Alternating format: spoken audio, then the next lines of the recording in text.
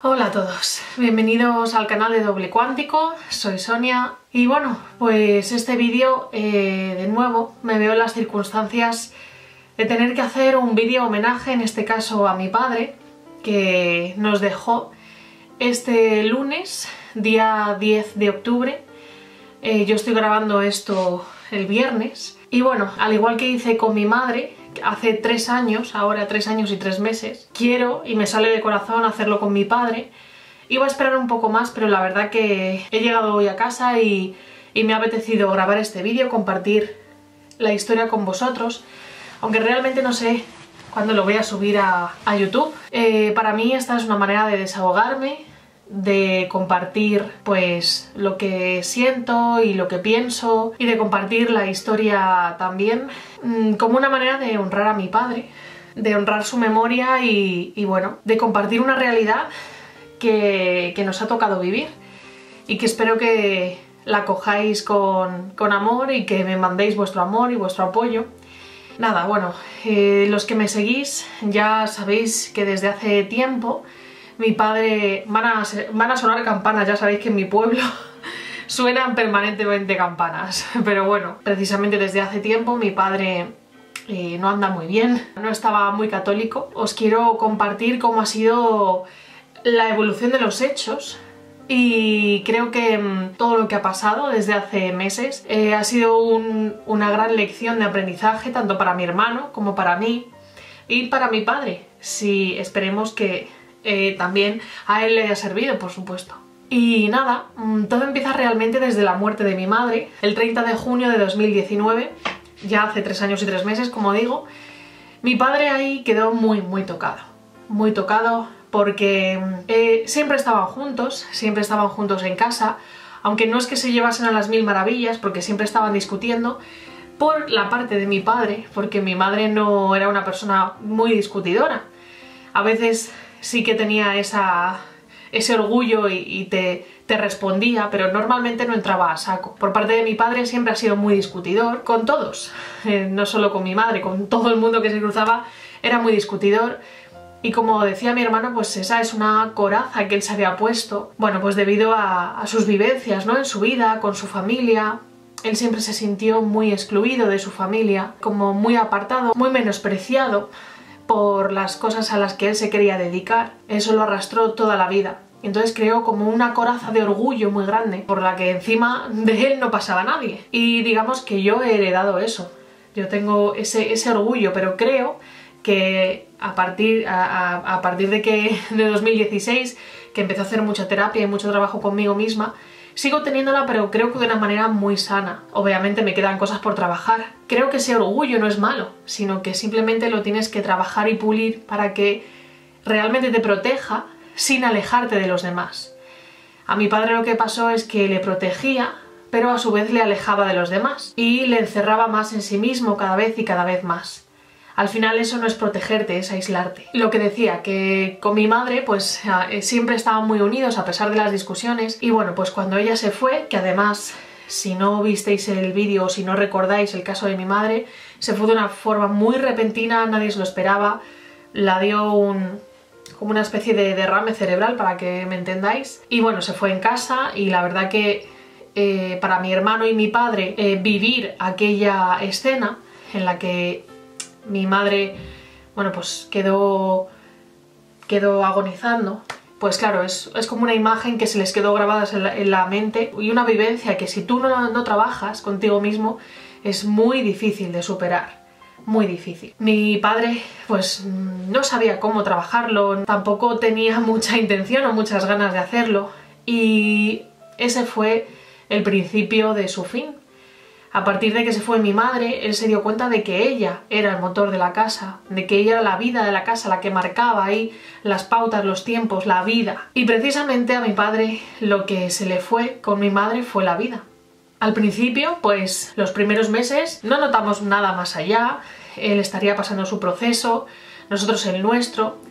Aquí uno de los errores que yo he aprendido ahora y que os transmito a vosotros, por si tenéis la oportunidad, que no lo hagáis como yo, es no comprender que mi padre también estaba pasando un proceso de duelo y de pérdida y no preguntarle, no estar con él, no acompañarle ese fue mi error. La verdad que cuando pasas algo así, a lo mejor te aíslas, ¿no? Y piensas más en ti, en cómo lo estás llevando tú, en cómo lo estás procesando. No sé por qué no pensé, o quizás por esa coraza que tiene mi padre, en la que aleja a todo el mundo, incluidos sus hijos. La verdad que no invitaba, ¿no?, a que le preguntases, porque además sabía que no me iba a decir nada.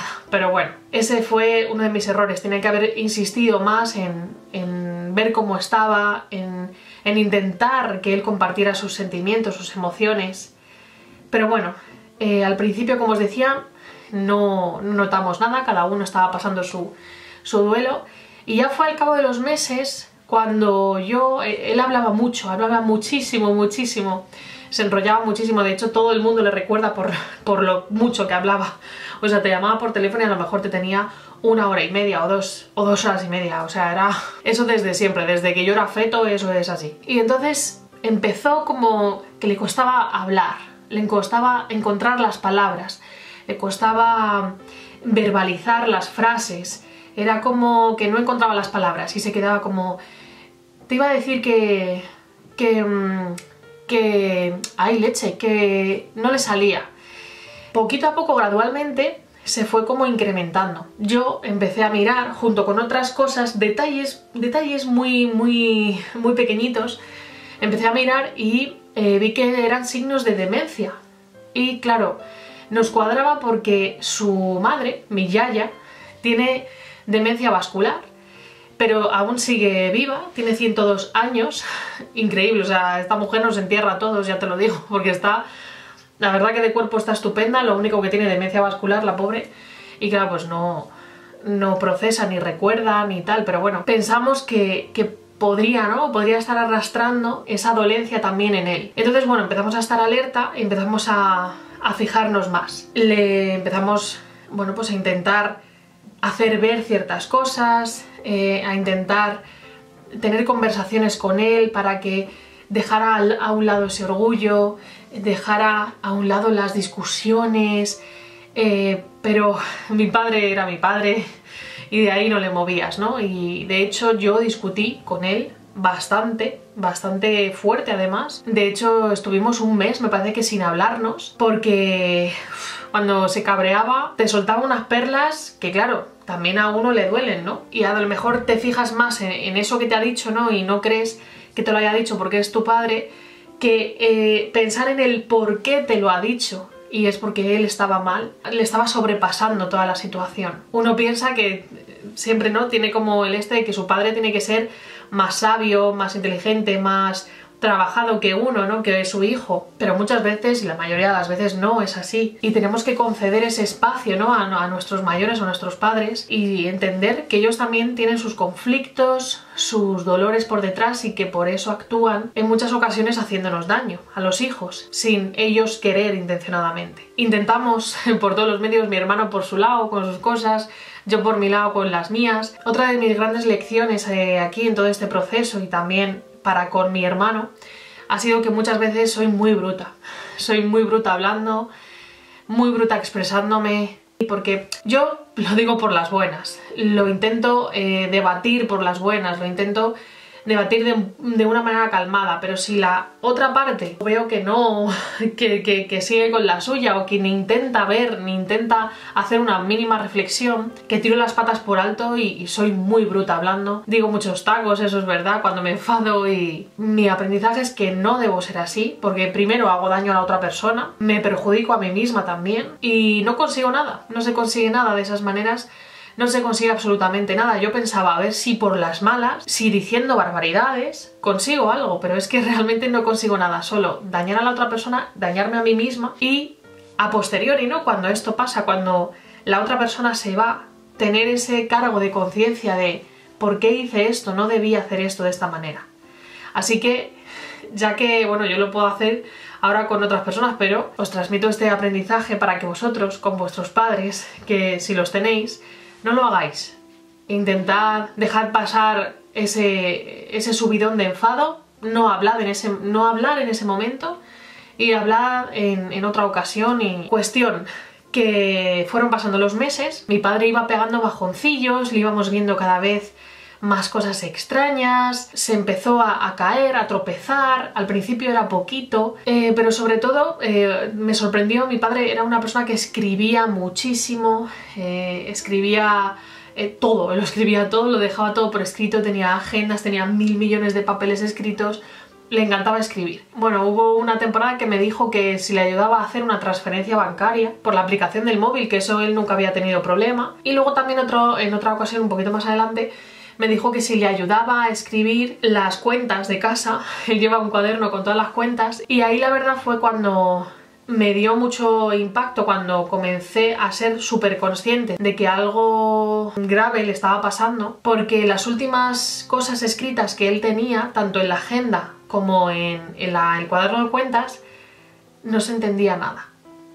Es decir, él intentaba escribir, pero no se entendía apenas nada, ya no sabía escribir recto, escribía como para arriba, abajo, tal. Fue dejando de escribir porque él se veía que no podía escribir, que ya no lo que fuese dentro de él no le estaba permitiendo escribir. Entonces él se empezó a dar cuenta también que algo le estaba pasando. De hecho, a mi hermano, en una ocasión, le dijo: algo me pasa en la mente. Yo creo que lo fuerte, ¿no?, la pena de esto es que una persona se va dando cuenta que algo le está pasando y que va perdiendo las facultades que esa persona tenía, ¿no?, que tenemos, pues el escribir, el manejarnos con nuestras cuentas bancarias y tal, y entonces va perdiendo esas cosas, y ahí es cuando se tuvo que abrir a nosotros y a empezar a pedirnos ayuda, cosa que mi padre nunca había hecho, yo creo que en su santa vida, pedir ayuda a nadie, o sea... Y ahí fue cuando, digamos, empezó a dejarse un poco más guiar por nosotros, por lo que le decíamos, escuchaba nuestro consejo, nos preguntaba. Se tenía que renovar el carnet de conducir, cosa que no podía hacer porque las últimas veces que cogía el coche, pues tuvo una serie de incidentes que mi hermano tenía que ir súper atento, ¿no?, con el freno de mano cogido porque en cualquier momento la podía liar. Y entonces, pues nada, me llamaba a mí: hija, me renuevo el carnet, y yo: papá, no, papá, porque es que no... O sea, es que el coche es muy peligroso, y no solo para ti, sino tú piensas en otras personas a las que puedes hacer daño sin querer. Y eso sería un cargo de conciencia enorme, entonces es mejor que no. O sea, nosotros, yo te puedo llevar, traerlo tranquilo, que tú todo lo que necesites y todo lo que necesites moverte no te va a faltar. Tú tranquilo, que por el coche no va a ser. Y no se sacó el carnet, escuchó nuestro consejo, cosa que nunca habría hecho antes. Ahí empezó a cambiar, ¿no? No es que empezara a cambiar de personalidad, sino que la personalidad falsa que nos construimos cada uno, esa protección que creemos que nos protege de las cosas, empezó a caer. Entonces empezó a salir quién era mi padre de verdad. Una pena, porque si hubiera sido así, él de verdad, toda su vida, su carácter fuerte le impidió a mucha gente verlo y disfrutar de él. Obviamente la gente más cercana a él podíamos intuir algo muy bueno había detrás de él, pero la gente que simplemente se encontraba con él en día a día o en trabajos o tal y no le llegaba a conocer de verdad, no lo pudo saber. Ahí reside la importancia de lo importante que es conocernos a nosotros mismos, conocer quién verdaderamente somos. No somos nuestra personalidad, no somos... ay, no, es que yo soy así, porque me cabreo y digo burradas y digo barbaridades. Esa no es Sonia. Eso es una coraza que yo me he puesto para reivindicar o proteger, o porque me he hecho como una coraza de luchadora y de reivindicadora y de no sé qué. Pero eso no es mi verdadera esencia. Entonces hay que conectarse con uno mismo, y ahí reside la importancia, porque... llegamos a mayores como mi padre, que tenía 73 años, no lo he dicho, y no se conocía a sí mismo seguramente, ni los demás tampoco teníamos una idea clara de él, de quién era él verdaderamente. Esa personalidad falsa cae, y no es que deje de ser otra persona, sino que empieza a ser el mismo, con sus dificultades, pero es cuando es el mismo. Entonces, bueno, ahí empezó a hacernos más caso, por así decirlo, a mi hermano y a mí. Y así estuvimos un tiempo, ¿no? Unos meses en los que Paulo y yo íbamos muchas veces a casa, pero aquí otro fallo mío, y es que, o sea, podíamos haber ido más veces. Yo, repasando la conversación de WhatsApp con mi padre, ya después, vi que muchas veces pues nos decía él, ¿vais a venir cuando sea? ¿Vais a venir? Y yo le decía, ay no, es que hemos quedado a no sé dónde, o vamos al cine, o vamos a no sé qué. Claro, al final uno hace su vida, ¿no? Con su pareja o con sus amigos. Y la verdad que...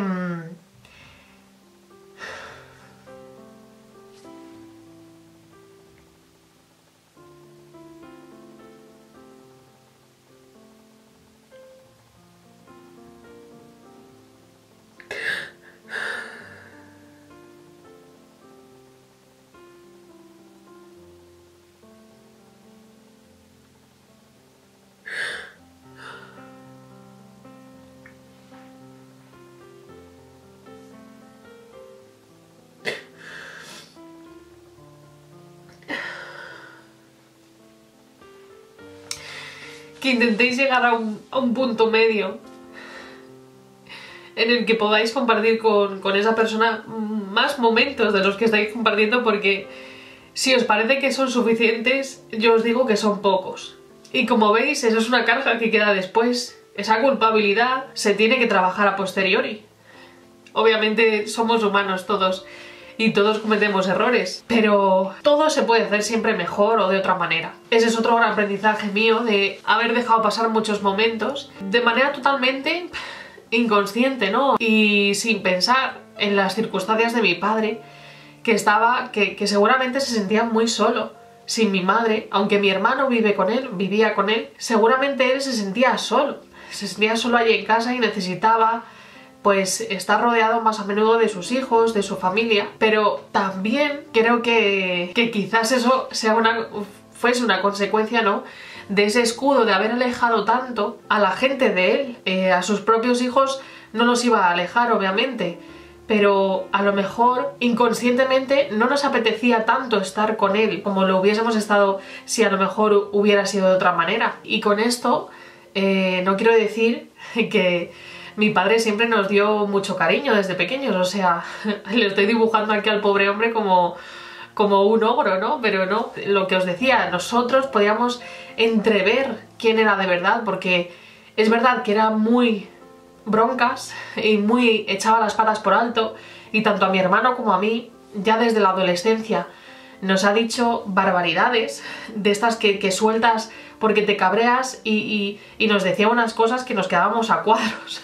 O sea, nos ha echado de casa, nos ha desheredado, nos ha dejado sin dinero y sin nada en la vida, bueno, como 2 millones de veces. Pero luego, cuando a la hora de la verdad, él siempre estaba ahí. Siempre nos ha apoyado en todo, en absolutamente todo. Siempre nos ha pagado lo que hubiese que pagar. Nos ha apoyado en todos los estudios, en todas las ideas locas que teníamos que tener. Aunque él estuviese en contra o no estuviese de acuerdo de lo que íbamos a hacer, por ejemplo, cuando yo me quise ir a Tanzania, él se pasó un año negando que yo iba a ir a Tanzania. No, es que la niña no se va a ir a Tanzania. No, es que no va a ir.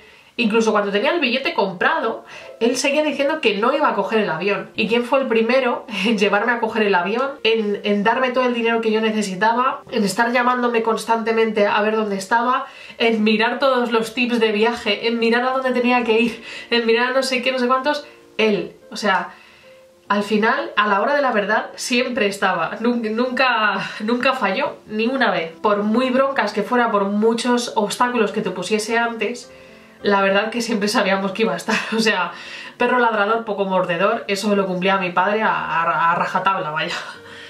Retomando, tuvimos que pasar más tiempo con él, ir más veces a casa, porque él se entretenía con nosotros. Él al final se sentía acompañado.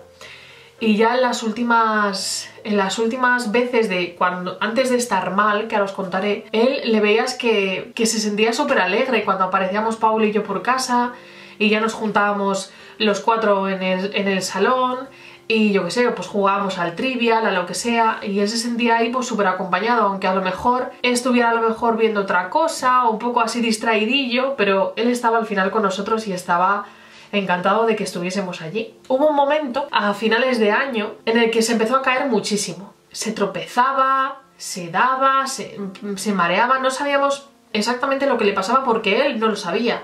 No sabía si se había mareado, si se había tropezado, si qué lo que. El caso es que se empezó a caer muchísimo. Se caía, y mi hermano, que se ha caído otra vez, que se ha hecho un chichón, me mandaba la foto del chichón, que se ha caído no sé qué, no sé cuánto, se ha hecho una brecha, se ha hecho no sé qué. Mi hermano y yo estamos alucinados de todas, de las tantísimas veces que se cayó, no solo en casa, sino por la calle, solo se haya hecho lo que ahora os contaré que se hizo. Increíble, o sea, algo le estaba protegiendo el esqueleto porque os lo juro que se cayó 1001 veces. Llegado a un punto ya en el que él, digamos que no podía hacer mucho y a nivel físico se estaba deteriorando bastante, aparte de lo de las caídas, ¿no? Se estaba quedando como sin movilidad. Lo que yo me estoy quedando es sin pelo yo, que es otoño y esto cae. Bueno, se estaba quedando sin movilidad y demás. Entonces mi hermano dijo, esto no puede seguir así, tenemos que ir a hacer ejercicio. Y mi hermano empezó a salir prácticamente a diario con él a parques, a dar paseos y a hacer ejercicios que, bueno, en el vídeo, en el canal de mi hermano hay un vídeo por aquí que os dejo en el que él os enseña cómo hacía ejercicios con mi padre, ¿no? Se estaba como anquilosando, ¿sabes? Como quedando como rígido. Y bueno, pues esos paseitos, esos ejercicios, la verdad que le estuvieron viniendo muy bien. Sobre todo, yo creo que a nivel mental también. Y gracias a todo eso, vamos, a todos los cuidados que le ha dado mi hermano y al cariño que le hemos podido ir dando a posteriori, no solo mi hermano y yo, sino también parte de mi familia, como mi tía, mis primas, que han ido a verle muchísimo. Estoy convencida de que por eso ha durado más de lo que habría durado si no lo hubiese tenido. Eso desde luego. Y bueno, entonces empezó a salir con mi hermano, a dar paseos y demás. Pero notábamos que la falta cognitiva seguía avanzando y dijimos, mira, esto no puede seguir así, tenemos que pedir cita con el neurólogo. Nos dieron cita como para noviembre, es decir, para el mes que viene, y bueno, pues dijimos, pues ¿qué le vamos a hacer? O sea, hay que esperar, yo qué sé, ¿sabes? Y entonces sucedió que un día me escribe mi hermano y me dice, no te vas a creer qué ha pasado con papá. Me he levantado, le he oído salir de casa y no volvía. Él le dejó un minuto para ver si es que había bajado a mirar el buzón, a ver si había cartas o algo, y subía, y no subía. Entonces mi hermano se vistió corriendo, salió corriendo y le encontró en la calle, como desorientado, y le dijo, papá, ¿dónde vas? ¿Qué haces? Y dice, no, que me he ido a buscar a Fernandito. Fernandito es como llamaban a mi hermano, que se llama Fernando también. Mi padre se llama Fernando y mi hermano Fernando, pues llamaban a mi hermano Fernandito cuando era pequeño. Es decir, mi padre salió a buscar a su hijo pequeño, cuando mi hermano tiene 40 años. Entonces, claro, ahí la verdad que yo me asusté muchísimo. Digo, ostras, esto es un signo ya, o sea, es que no podemos esperar hasta noviembre ni hasta cuando sea la cita. Entonces llamé a neurología y discutí muchísimo con la chica, la señora que se puso al teléfono, que es que también, o sea, mira, es que no quiero ser crítica ni ponerme de mala leche en este vídeo, pero lo de la sanidad y no sé qué de los héroes, mira, no lo comparto, lo siento. O sea, no, para mí no son héroes ni son leches en vinagre. Lo siento, pero es así. Todas mis experiencias son así, con el sector médico. Bueno, cuestión, que después de la bronca que tuve que montar a la señora, dijo, bueno, miren, sí, voy a intentar cambiar la cita, ya te llamaremos. Yo creía que me estaba dando largas, pero no. Esa misma tarde me llamó y me dijo que había movido la cita para marzo. Así que, venga, un mini punto para la señora de neurología. ¿Qué pasó? De repente me llama mi hermano y me dice, se ha metido papá una leche, o sea, increíble, se ha caído y se ha hecho una cachobrecha en la cabeza. Estaban en la cocina, se levantó a por algo y mi hermano estaba abriendo la puerta a unas personas que venían y en esas que se cayó para atrás a plomo, o sea, le vio a mi hermano caerse para atrás a plomo sin paga y se dio pues en la cabeza. Bueno, pues allí que le curaron, le pusieron tal, no sé qué, para que dejara de sangrar, y le dejaron sentadillo en el sofá, era ya por la tarde. Y claro, cuando me lo dijo mi hermano, digo, vamos rápidamente a urgencias. Nosotros íbamos a ir al cine, estábamos de camino al cine, pero dije, vamos rápidamente a urgencias. Y me dijo mi hermano que no, porque estaba ya descansando en el sofá, estaba como dormidillo y tal, entonces que mejor no moverle, a ver si descansaba y a ver cómo se levantaba la mañana siguiente, si con dolores de cabeza o tal. En principio mi padre se sentía bien, aún así por la mañana al día siguiente dije, vamos a urgencias, sí o sí. Inciso. Y es que en una caída anterior, no me acuerdo con qué se dio, creo que le dolía mucho la cadera y yo le dije vamos a urgencias y que lo miren porque es que a lo mejor hay algo roto. Cogí el coche, Paulo y yo, y ya estábamos yendo de camino. Le llamé y digo papá, que ya estamos yendo de camino, que te vamos a llevar a urgencias, ¿vale? Que no, que yo no quiero ir a urgencias, porque mi padre toda su vida ha sido súper anti-hospitales, no le gustan nada los hospitales, se alejaba siempre de ellos, o sea, entonces bueno, me armó un pollo, que no quería ir al hospital, que es que siempre yo estaba enredando. Eso era cuando os decía que era muy discutidor todavía, que yo siempre la liaba, que le dejase en paz, que allí no pisase su casa y que le dejase en paz y que le dejase vivir y no sé qué. Con las mismas, pues me di la vuelta y nos volvimos aquí a casa y no fuimos a urgencias. Pero vosotros, o sea, para que veáis la diferencia. Total, al día siguiente recogemos los bártulos con Paulo y nos vamos a casa de mi padre sin decirle nada, porque digo, verás, se lo vamos a decir y me va a montar otra vez el pollo. Ya estaba mucho menos discutidor, pero todavía le quedaba un poquillo de guerra, ¿no? en el cuerpo. Y nada, llegamos ahí a casa, pero papá, pero ¿cómo te has caído? ¿Pero qué ha pasado? ¿Te duele algo? No sé qué. Pues no sé. Digo, bueno, que vamos a ir a urgencias, ¿vale? Porque, claro, es que te puedes haber hecho algo en la cabeza. Entonces, la verdad que Fernando y yo no estamos tranquilos sin que te hagan nada, porque imagínate que, yo qué sé, que se te ha formado un coágulo y te pasa como a mamá. A nosotros nos das un disgusto. Bueno, con palabras así, le intenté convencer porque no quería ir. Dice, no, que yo estoy bien, mejor no vamos. Ya me ha curado Fernando la brecha. Y nada, pues con palabras así, poquito a poco, o sea, tardé una hora en convencerle de ir a urgencias, ¿vale? Y ya le convencí diciendo, bueno, así pasamos el día fuera y vemos otra gente y vemos a ver qué hacen. Yo ya no sabía ni qué decir. Y dijo, bueno, venga, vale, tal. Así que me fui con él a urgencias y allí pasamos horas y horas en urgencias hasta que le vieron y demás. Y le hicieron muchas pruebas. Y en esas pruebas dijeron, tiene que ir a neurología pero ya. O sea, tiene que verle un neurólogo pero ya. Y le dijimos, sí, tienen cita ahora en marzo. Y como era pronto dijeron, vale, esa bien. Y también, importante, tiene que ir al neumólogo, al de los pulmones. Porque le hemos visto ahí unas cosas en el pulmón, como unas compactaciones, creo que dijeron, como por urgencias, no te saben decir nada más. Bueno, pues ahí quedó la cosa. Cuestión, nosotros le veíamos eso, que iba perdiendo y que se iba perdiendo poquito a poco. En marzo vamos a la neuróloga, le hace pruebas, le hace escribir, le manda más pruebas diagnósticas, una prueba de medicina nuclear y otra de no sé qué. Entonces estábamos esperando, digamos, que pasase el tiempo para hacer esas pruebas, ¿no? Y para seguir tal.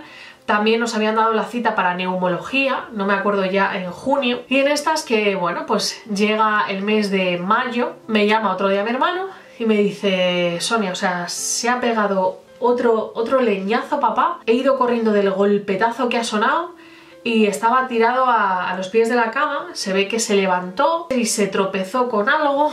Le dolía mucho el costado derecho. Total, que mi hermano ahí le ayudó a levantarse, le sentó, se quedó sentadito, tal. Digo, mira, es que se puede haber roto algo. Tenemos que ir a urgencias, ¿sabes? O sea, si lo otro fue, lo de la brecha fue en febrero, esto fue en mayo. Habían pasado 2 meses. Y nada, bueno, pues vamos para allá corriendo otra vez, llevamos una silla de ruedas, porque claro, no podía andar bien, era como que le dolía mucho.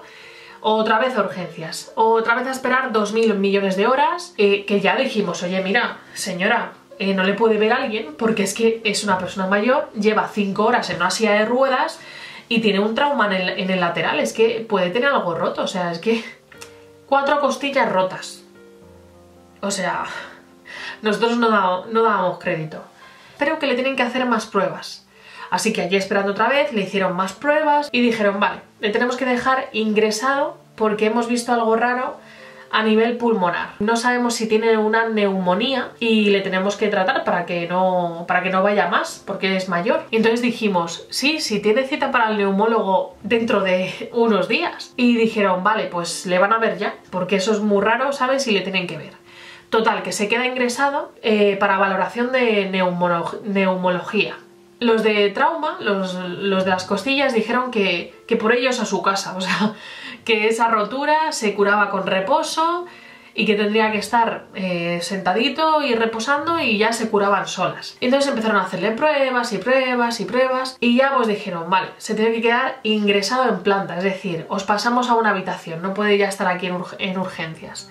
Así que nos dieron una habitación y allí estuvimos ingresados 2 semanas, del 25 de mayo al 8 de junio. Le estuvieron haciendo muchas pruebas. Al principio todo era un caos. Un día los 2 neumólogos, una chica y un chico jóvenes, nos decían, no, es que parece, bueno, una neumonía. Al día siguiente, no, creemos que no es neumonía, pero bueno, le seguimos tratando de neumonía por si acaso. Es que creemos que es líquido, pero le tenemos que hacer más pruebas, en una ecografía, a ver si es líquido. Y si es líquido, pues le tenemos que pinchar para sacarle el líquido del pulmón. Bueno, entonces, a ver, y luego bajaban, y luego subían, o sea, te decían información contradictoria todo el rato, la verdad. Y entonces llegó el día en el que nos dijeron, a ver, hemos tardado mucho, varios días en deciros algo, porque lo queríamos analizar muy bien, queríamos estar seguros, por eso hemos hecho tantas pruebas y tal y cual, y es que tiene toda la pinta de que, aparte de EPOC, tiene enfisema pulmonar en los 2 pulmones, seguramente por haber fumado toda su vida. Mi padre había sido fumador de pipa toda su vida, y después de lo de mi madre lo dejó, porque le dijo a mi hermano, papá, o dejas de fumar o es que te mueres mañana, ¿sabes? Entonces ahí como que mi padre se acojonó y lo dejó de un día para otro, la verdad que eso muy bien. Había sido toda una vida de fumar. Desde los 20 hasta los 70, pues tú me dirás.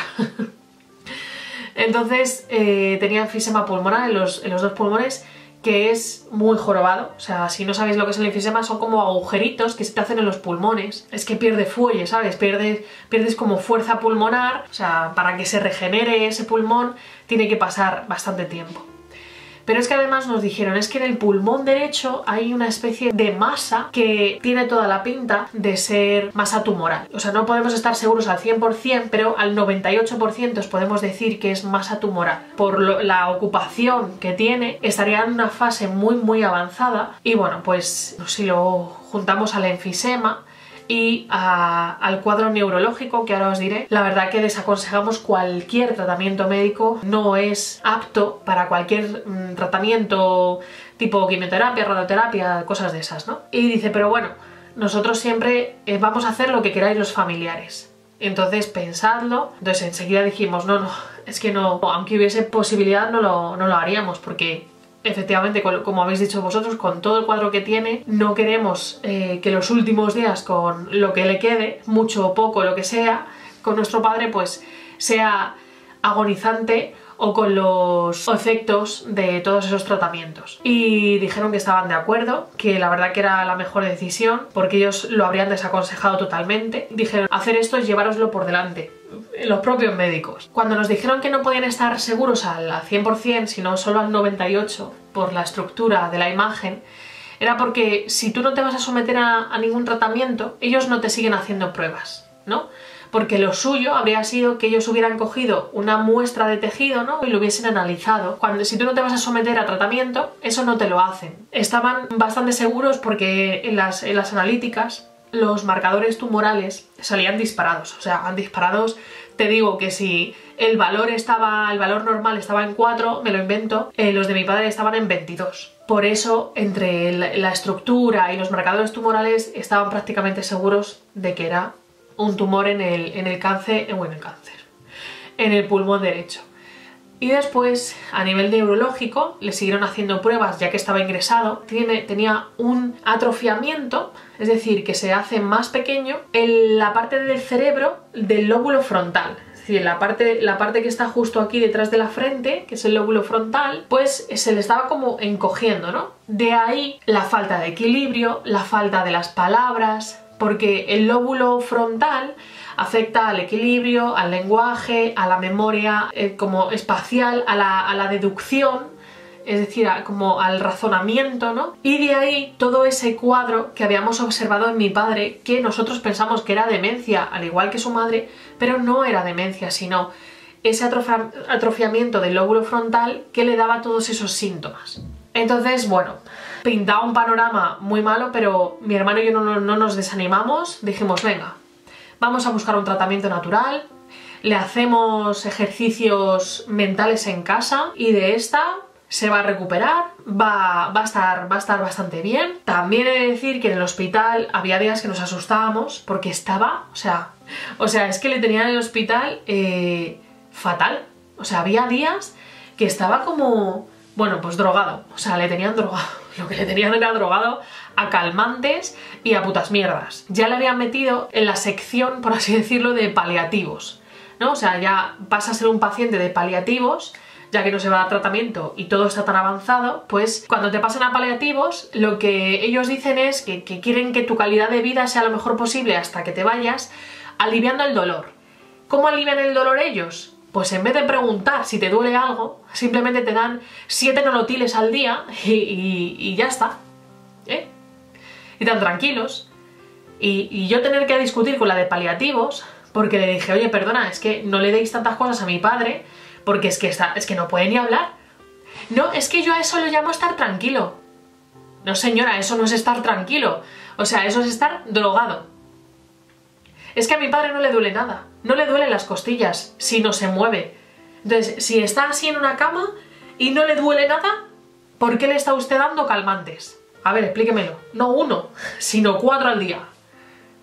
Explíquemelo. No, es que esto es así, paliativos es así. Sí, paliativos es drogar tanto a una persona para matarla lo antes posible, ¿no? Eso es paliativos.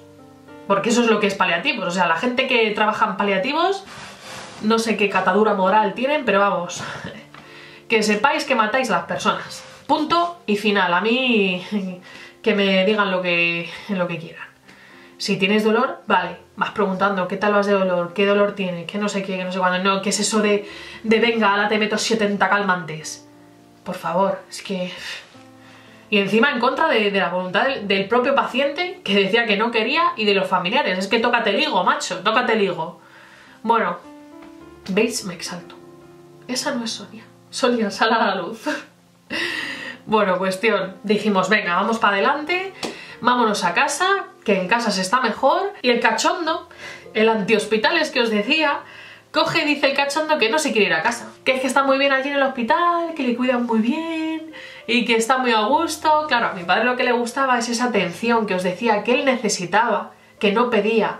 Esa atención porque claro, en el hospital estás, cada hora entra alguien, un enfermero, pues que sea a tomarte la tensión, que sea a ponerte otro calmante de los 7 que le ponía, a ponerte no sé qué, a hacerte algo, a cambiarte las sábanas por la mañana, no sé qué, no sé cuántos. Entonces por eso dijo, ay, no me quiero ir del hospital porque aquí me tratan muy bien, y dice, me gusta la rutina. Y digo, pero papá, de verdad, o sea, ¿quién te ha visto y quién te ve? Renegando en los hospitales toda tu vida y ahora no se quiere ir de uno, macho. Es que este hombre, pues nada, el 8 de junio ya nos dieron el alta.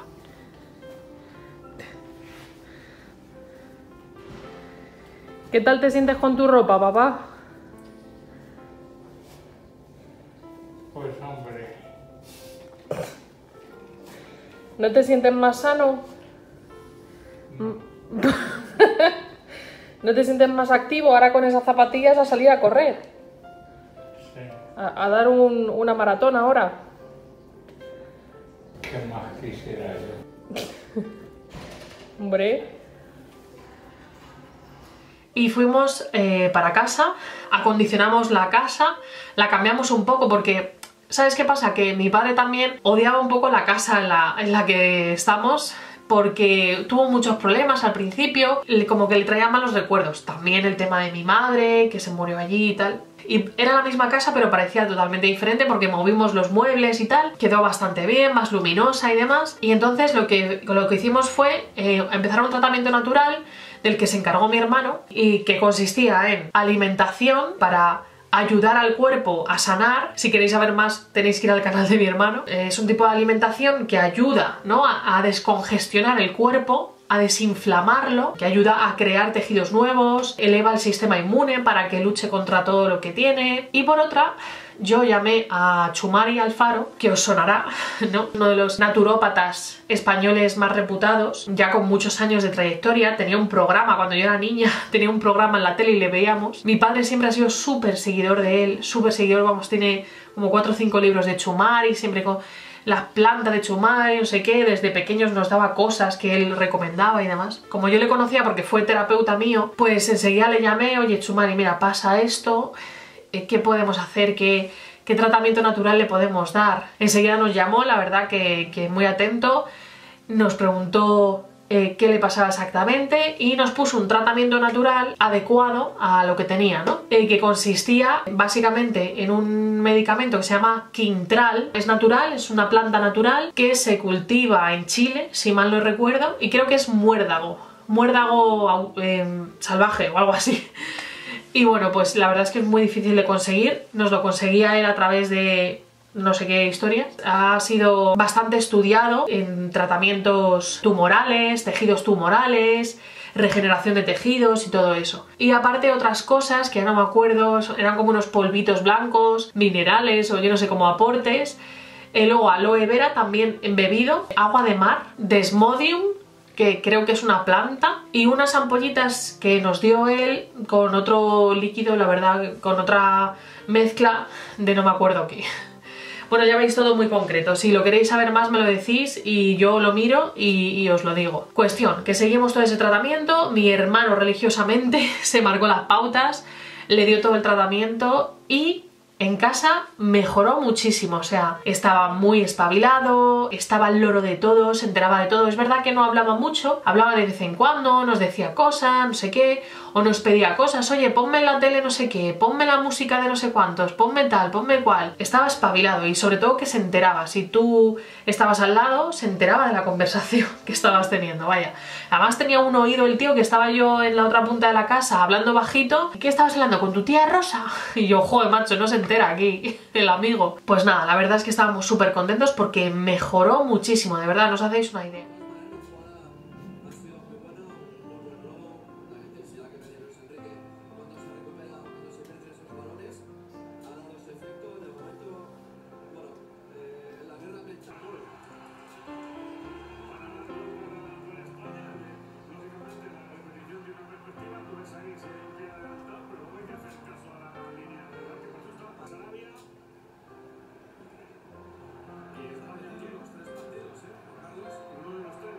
Las costillas se fueron soldando y entonces fue cogiendo más fuerza, ¿no? Mi hermano, que es el que estaba allí 24 horas con él, y yo cuando iba, y Paulo, pues nada, le levantábamos, andábamos un poquito, así, cogido de las manos. Compramos un andador de estos también, que al final no lo utilizo mucho.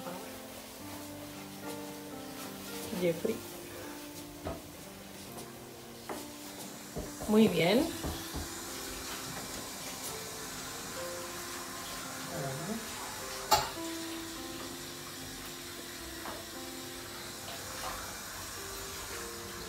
Así mejor, con otro modo. Sí, pareces un robot.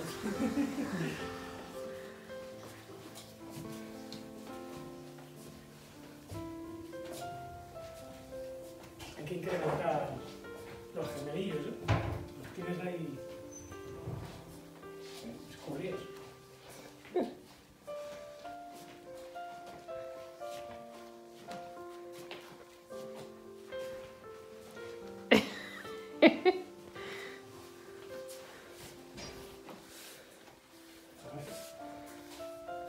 Muy bien. Fuerza con las piernas. Fenomenal. Mi hermano seguía saliendo con él en silla de ruedas y le ponían los típicos aparatos estos de los parques. Y bueno, pues seguía haciendo ejercicios, un poco moviendo el cuerpo, aunque fuese mínimamente. ¿Qué tal los pedales, papá?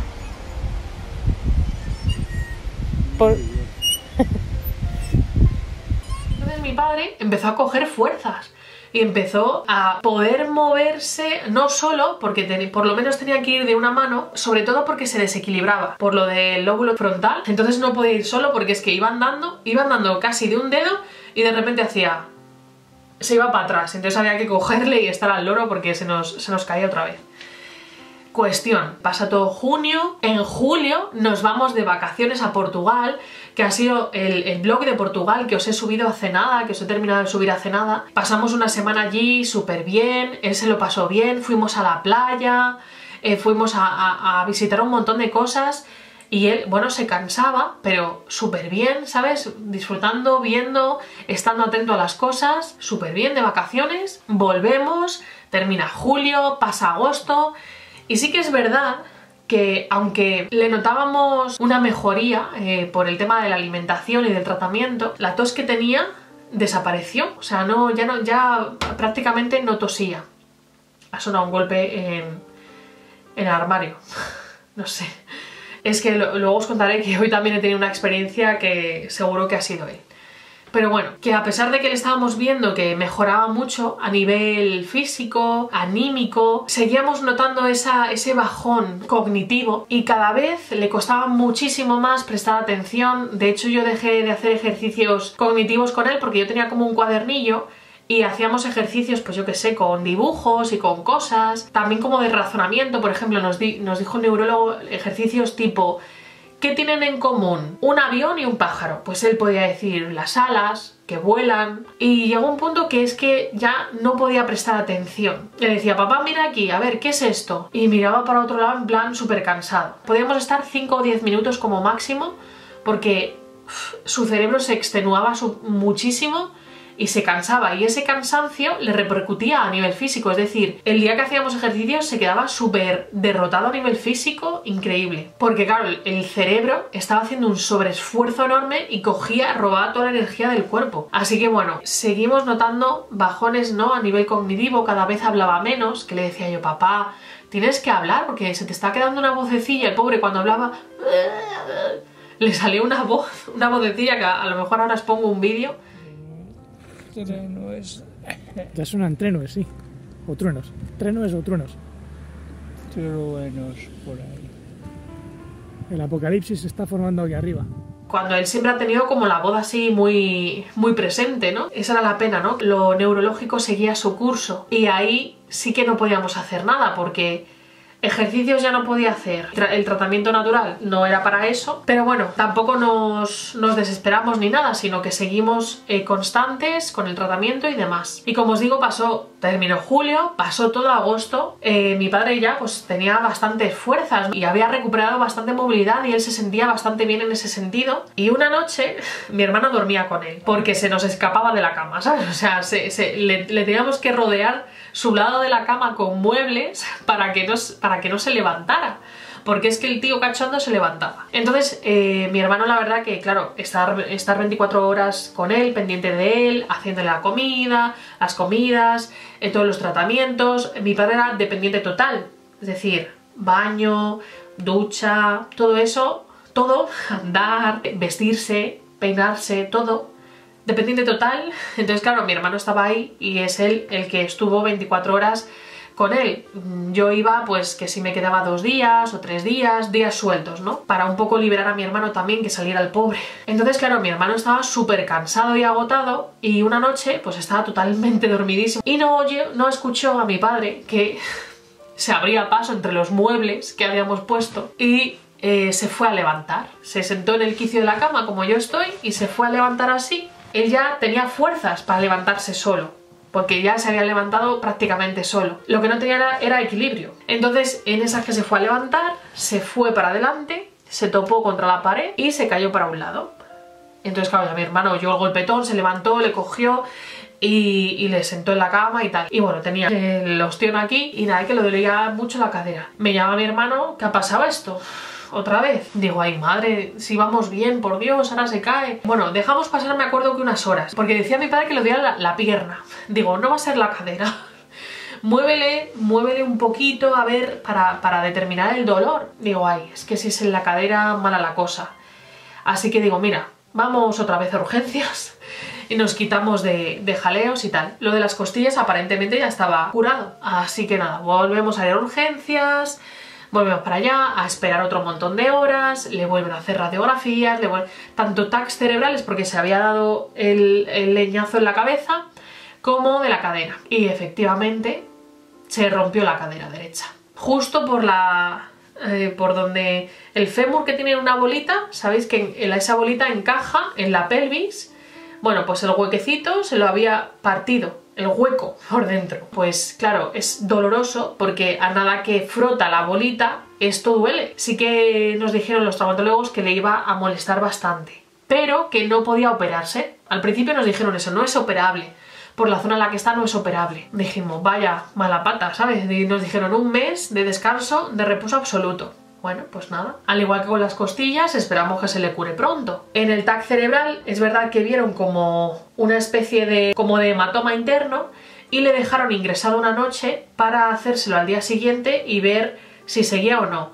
Se había reabsorbido y ya nos mandaron para casa y nos dijeron que estaba todo bien. Así que nada, nos vamos a casa y bueno, que ahí empezó un poco el martirio, entre comillas, porque claro, antes salíamos a pasear en silla de ruedas, venía mi tía, mi prima, nos íbamos nosotros, tal, o sea, estaba entretenido en ese sentido y tal. Pero desde que se rompió la cadera, pues claro, ni paseos ni paseas, o sea, es que no podía estar en la silla de ruedas, no podía estar mucho tiempo así sentado, ¿sabes? Porque le dolía la cadera. De hecho, no podía estar mucho tiempo en ninguna postura, o sea, le tumbábamos en la cama, al rato se quería levantar porque, claro, estaba incómodo. Le poníamos en el sofá, en el sillón. Mi hermano le estaba cambiando permanentemente de sitio porque, claro, es que el pobre no encontraba postura. Además, mi padre siempre ha sido un chulo y siempre ha estado con las piernas así cruzadas.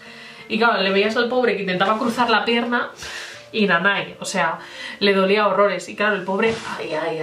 Empezamos a adecuarnos a esa situación, fuimos a la revisión al cabo del medio mes y el traumatólogo de la revisión le dijo a mi hermano, a ver, es que esta fractura sí es de operación, pero por las condiciones de vuestro padre no se puede operar, pero no es que no sea operable, sino que no se puede operar y meterle a quirófano, hasta luego Lucas, ¿sabes? Entonces es una fractura muy grave y no es 1 mes de reposo, son 2. Así que para vuestra casa 2 meses de reposo, os damos otra cita para hacerle otra revisión. Cosas de médico, ¿sabes? Que estás ingresado y te dicen que no, que es solo una fisura. Que no me mientas, chico, que no mintáis, cojones, que digáis las cosas, hostias, es que es alucinante. Bueno, en fin, no me quiero cabrear. Así que nada, volvimos a casa con esa noticia. Ay, papá, es que por enredar, mira lo que ha pasado. Cuestión, que lo que os decía, estaba pues sentado en cama, en el sofá o en el sillón, es que no había más. Entonces sí que le dolía al moverle, hacía ay, cosa que con la de las costillas no se había quejado tanto, o sea, debía ser un dolor un poco más intenso, pero era solo al moverle. Y luego la incomodidad que estaba él de no encontrar postura. Resulta que un día me dice mi hermano que se encuentra mal mi hermano después de venir del hospital, ¿no? A cabo de los 2 o 3 días, que tiene como síntomas de gripe. Y digo, vale, voy a casa para que tú descanses y duermas bien, ¿no? ¿Qué tenía mi hermano? COVID. El pobre, o sea, lo había cogido en el hospital, claramente. Yo, como ya lo había pasado, no lo iba a volver a pasar. Tengo mi propia inmunidad creada ya, intentando alejarse de mi padre lo más posible, ¿no? Para no liarla más. Estuve yo 1 semana allí con mi padre, pues durmiendo con él, atendiendo con él, y mi hermano intentando reposar todo lo más posible. Y en esos días yo me fijé que tenía en la columna, en donde empieza, como dicen, donde pierde la espalda su nombre, donde empieza el culete, la raja del culete, tiene la columna muy marcada porque se había quedado muy delgadín. Y entonces justo ahí en ese trocito, en el coxis, tenía como la zona enrojecida, como una costra, como una herida. Y yo, anda, ¿qué tienes aquí, papá? Y le tocaba y digo, ¿te duele? Y dice, no, no me duele. Digo, joder, pues no sé, será algún golpe que le hemos dado sin querer. De esto que le cogíamos así a plomo, porque vosotros haceros la idea que, claro, mi padre no podía apoyar para nada las piernas.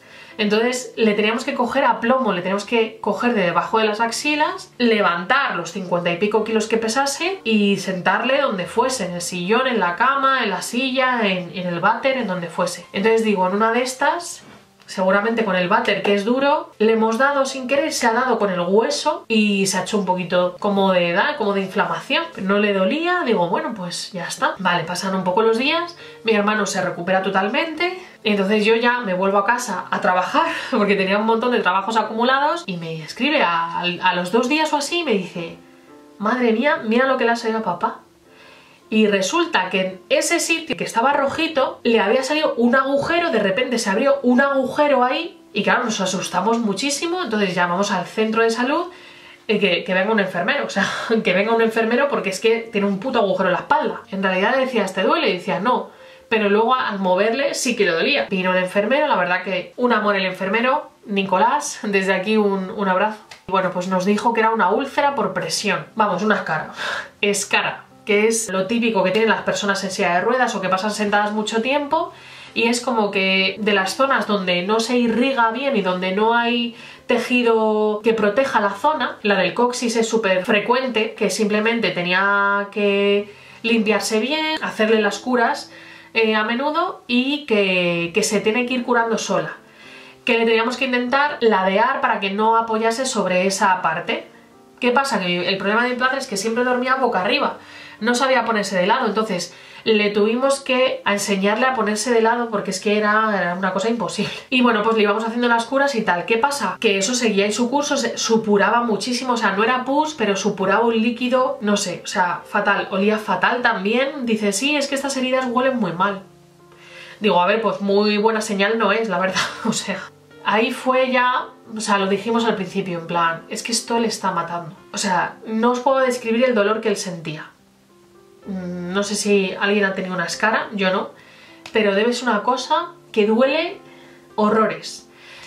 Entonces, como estaba en esa zona tan delicada, para moverle empezó a ser un suplicio para él. Y le veías las caras de horror y de sufrimiento absoluto a nada que le movías, y la verdad es que a mí se me encogía el corazón porque es que yo pensaba, es que si le pudiese quitar este dolor de alguna manera, lo haría. No dudaría en hacer lo que fuera para quitarle este dolor y que no sufriera así, porque ver a una persona que tú la intentas ayudar y que aún así está sufriendo y no puedes hacer absolutamente nada al respecto, te da una impotencia que es que te frustra muchísimo. Y bueno, pues así estuvimos, pues no sé, unos 15 o 20 días me parece, con la herida. No iba peor la herida de aspecto, la herida parece que se estaba curando, pero iba peor mi padre. O sea, mi padre...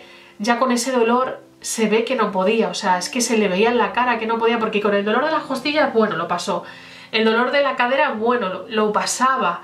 La incomodidad de no poder moverse la pasaba, pero eso ya llegó como a su límite, de su límite, de su límite. Y es que se le veía en la cara. Y es que además el cuerpo tenía tantas cosas, un cuadro tan complejo, que le pasó en 3 ocasiones que entraba como en una especie de crisis. Se ponía a temblar, se ponía a hiperventilar y como que se le iba la cabeza, o sea, estaba así. Como que tu cuerpo entra en crisis, le bajaba las pulsaciones muchísimo, o sea, es que parecía realmente que se iba en esos momentos. Y le poníamos el oxígeno, que no os he dicho, pero desde el hospital nos mandaron el oxígeno para casa, nos trajeron una máquina y todo a casa. Así que le poníamos el oxígeno y nada, le tomábamos en la cama y le intentábamos tranquilizar, tranquilo, estate tranquilo, todo está bien, respira por la nariz, venga, estamos aquí, no sé qué. Parece que se iba calmando y más o menos le duraban entre 15, media hora estos ataques, ¿no? Y ya se calmaba, se quedaba relajado, dormía un poco y después se espabilaba. Y estábamos nosotros como súper desconcertados porque era verle tan agonizante, pensando que se iba en esos momentos y luego tan pichi. La verdad que nos quedábamos un poco soqueados. Y ya decíamos, es que esto es la herida. O sea, esto es la herida que a lo mejor o le está entrando infección, o yo qué sé, o es que ya no puede ni con su alma al pobre hombre, ¿sabes? O sea, y además le veías la cara con miedo, le preguntamos si tenía miedo. Esa es una de las cosas curiosas, y es que él veía cosas. Veía cosas en la habitación y sombras y demás, y se asustaba mucho y nos llamaba. Y no quería estar solo en la habitación porque veía cosas. Entonces, bueno, pues ahí estábamos intentando calmarle, echar a esas sombras, ¿no? Llenar de luz el cuarto, la habitación, para que esas sombras no viniesen a él, que estoy segura que venían pues al acecho, ¿no? A ver qué pillaban, a infundirle miedo también, porque esas energías y cosas se alimentan del miedo de la gente, porque es su energía al final. O sea, estaba bastante asustado, tenía mucho miedo a lo que pudiera pasar. Entonces le calmamos un día, le dijimos, no tienes que tener miedo, pero ni en la vida, ni en la muerte, ni en nada. O sea, no tienes que tener miedo. Tú has intentado hacer todo lo mejor posible, siempre de corazón, siempre ayudando. Tú tienes que estar tranquilo, ya está, ya estás pagando. Tu karma que hayas generado malo lo estás pagando con este sufrimiento. Así que estate tranquilo y estate bien, que todo va a salir bien, que no va a pasar nada malo. Así que los últimos días, como os digo, con la herida, la verdad que fueron bastante difíciles, verle sufrir de esa manera, no poder ayudarle bien, no poder acelerar esa curación y verle, pues eso, que no, que es que ya no podía ni con su alma, y preguntarte cuánto tiempo va a seguir así, preguntarte cuánto tiempo va a seguir sufriendo, porque tú estás sufriendo también por él y sin poder hacer nada. Y claro, mi hermano, que estaba allí 24 horas con él, pues también, ¿no? Llevaba mucha carga de ese sufrimiento. O sea, de alguna manera sabíamos que la herida es lo que se le iba a llevar por delante. Al final, después de todo lo que tenía, iba a ser la puta herida lo que acabase con él. Pero yo tenía, no sé, como la idea en la cabeza de que él iba a durar hasta Navidad. Y de hecho yo estaba como pensando, ¿no?, qué hacer en Navidad, que lo íbamos a celebrar allí y que esperase que él estaba bien. Y entonces yo le visualizaba volviendo a andar, con la espalda curada. O sea, intentaba visualizar todo eso, ¿no? Todas esas imágenes, utilizar todos los métodos, obviamente, que os explico aquí en el canal. Una cosa curiosa que me pasa a mí es que yo me bloqueo mucho cuando es con alguien cercano. Es como que me bloqueo a la hora de hacer, pues eso, ejercicios y temas de estos. Me bloqueo un poco y es como que no los puedo hacer bien, pero bueno, yo lo intento. Y nada, yo pasé los 2 últimos días con él, el jueves y el viernes, y nada, pues pasó el fin de semana, yo me volví, tenía muchísimo trabajo acumulado, me volví, digo, venga, me paso el fin de semana grabando, y ya el lunes vuelvo y ya me quedo otros tantos días. Y el lunes me levanto, digo, venga, voy a grabar, y me empieza a escribir mi hermano y me dice: papá hoy está muy mal, está como que no puede respirar bien, de hecho no hemos dormido toda la noche, se ha pasado la noche como respirando, le he puesto una máquina de oxígeno porque me lo ha pedido el oxígeno. Y me dijo mi hermano: yo creo que hoy se va. Y claro, yo le dije: a ver, Fernando, hijo, no digas eso, porque ya sabes que a papá le dan esos chungos y luego se pone normal, y no podemos tener esas expectativas en la cabeza. No podemos pensar así, ¿sabes? Como que le echaba un poco la bronca, ¿no? En plan, no pienses así porque al final... Y decía mi hermano: no, es que yo noto algo diferente, hoy es diferente, y lo noto. Digo, bueno, no digas eso, tal y cual, vamos a ver cómo sigue. Vale, dejamos en la conversación, yo sigo grabando, ya termino de grabar, y justo en esos momentos me entran unos mensajes de mi hermano que yo leo en la barrita de notificaciones, y leo: ya se marcha.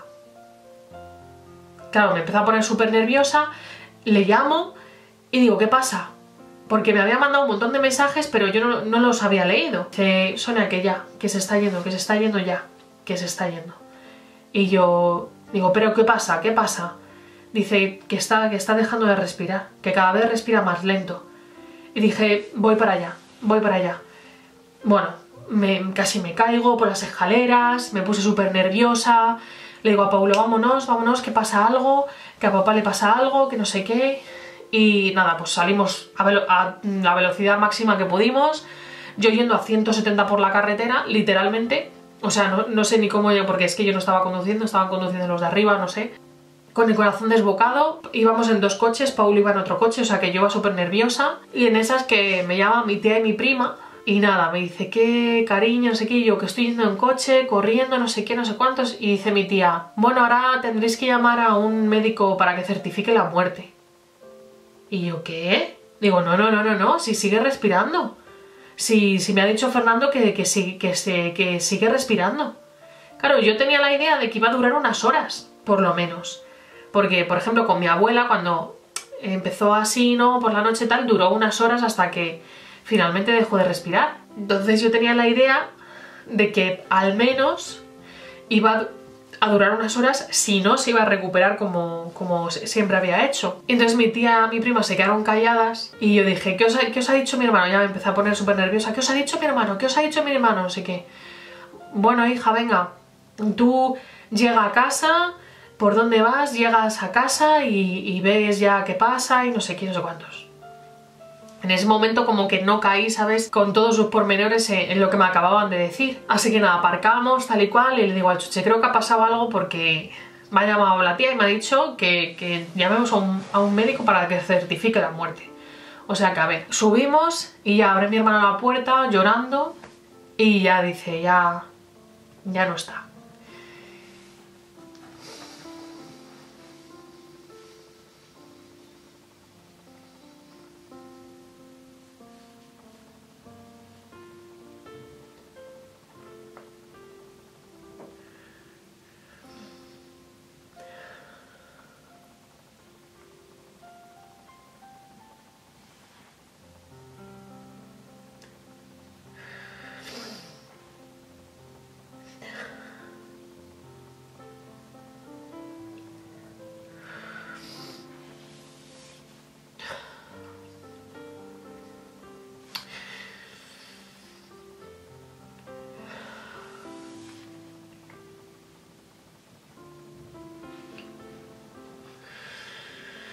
Entonces nada, pues nos abrazamos y pues eso, a llorar como unas manzaneras.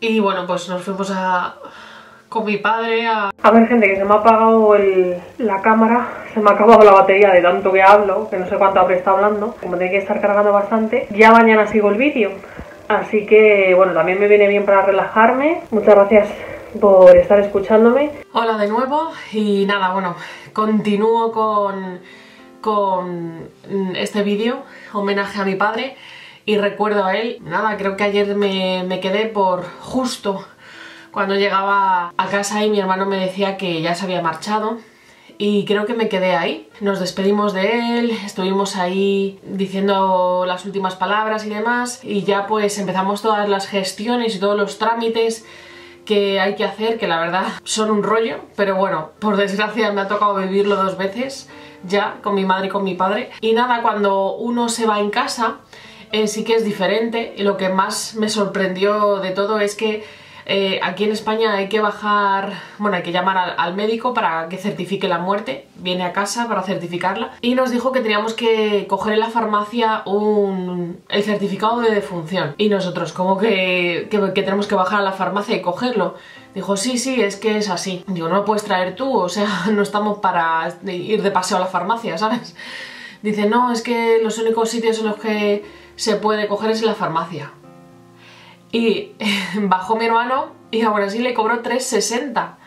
O sea, yo la verdad que no doy crédito. O sea, no sé quién se encarga de estas cosas en este país. Es un sinsentido que los médicos no tengan certificados que puedan traer a la casa y rellenarlo. O sea, es que no tiene ni pies ni cabeza y que los familiares, cuando viven ese impacto, tengan que bajar a la farmacia a comprar, a pagar 3,60, que no es por la cantidad, por una hoja para que se rellene porque tu familiar se ha muerto. O sea, no sé, no doy crédito y desde luego quien haya ideado eso, Ministerio de Sanidad o Ministerio de lo que sea, no tiene ningún tipo de sentido. Eso nos sorprendió y lo quería también dejar dicho porque vaya tela. Y bueno, pues luego vino el médico, luego vino el de la funeraria y bueno, todas esas gestiones que hay que hacer hasta que ya por fin, 5 horas después, vinieron las personas que se llevan al fallecido al tanatorio en este caso. También tuvieron la oportunidad de venir mi prima y mi tía a casa, estuvieron allí con nosotros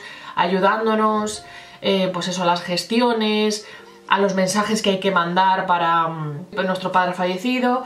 Os esperamos mañana en el tanatorio, y bueno, nos estuvieron ayudando un montón. Y desde aquí las doy las gracias a mi tía y a mi prima, a las dos. Y luego también vino mi primo, se pudo despedir también de mi padre, del cuerpo de mi padre. Y nada, ya después de que se lo llevaran vino más familia a estar con nosotros y ahí acabó un poco el día. Esa noche, al día siguiente era el tanatorio, que aquí, bueno, por si me estáis viendo desde fuera y es diferente, es como que al día siguiente, o bueno, ese mismo día si pasa por la mañana, se hace como una especie de velatorio en el que se expone el cuerpo, que a mucha gente le resulta extraño. Le preparan los del tanatorio para que la gente le dé su último adiós y le pueda ver en cómo se marchó. Obviamente si ha tenido un accidente o por ejemplo, en el caso de mi madre la prepararon fatal y no parecía a ella, tenía como la cara deformada y mandamos tapar el ataúd porque es que, o sea, cuando la mirabas, no sé, te daba una sensación muy rara y es que no era ella. Así que bueno, en el caso de mi padre, como se fue tan en paz, tenía cara de paz, además todo el mundo lo decía que tenía una cara muy tranquila, pues nada, se expone allí detrás de una vitrina para que la gente le pueda dar el último adiós y nada, entonces eso es al día siguiente durante todo el día. Entonces esa primera noche en casa sin él, la verdad que dormimos fatal los tres. Estábamos Paulo, mi hermano y yo. Nos desvelamos, yo dormí no sé si 2 o 3 horas. Fui al salón, estaba Paulo viendo la tele, así que me quedé con él. Mi hermano también. Pues eso, la primera noche siempre es muy rara porque tu cerebro no acaba de encajar bien qué ha sucedido y necesita un tiempo para hacerlo. Pues al día siguiente fue todo el día del velatorio, vinieron muchas personas, que fue pues muy emotivo y sobre todo ver cuánta gente que hacía mucho tiempo que mi padre no veía, se acercó y nada, pues la gente lo sintió mucho, claro, porque mi padre era una persona que se hacía notar, ¿no? O sea, te acordabas de él sí o sí. Y bueno, pues ya a partir de ahí, de esos días un poco de ajetreo de que no sabes, es cuando realmente comienza el duelo, ¿no? El duelo de los que nos quedamos aquí. La diferencia que yo noté con mi madre es que yo a mi madre la notaba, la percibía, la sentía que estaba ahí y además sabía ubicarla, ¿no? Pues en el hospital estaba detrás de la cama, en el tanatorio estaba en la esquinita, sabía ubicarse en su energía, sabía que estaba, dónde estaba y cómo estaba, ¿no? Y luego la empecé a percibir y a hablar con ella, como os conté en aquel vídeo, pero con mi padre fue diferente porque no le notábamos, no le percibíamos, ni mi hermano ni yo. Y claro, yo estaba preocupada, como preguntándome qué ha pasado y por qué no le puedo sentir. ¿Sabes qué le estará pasando?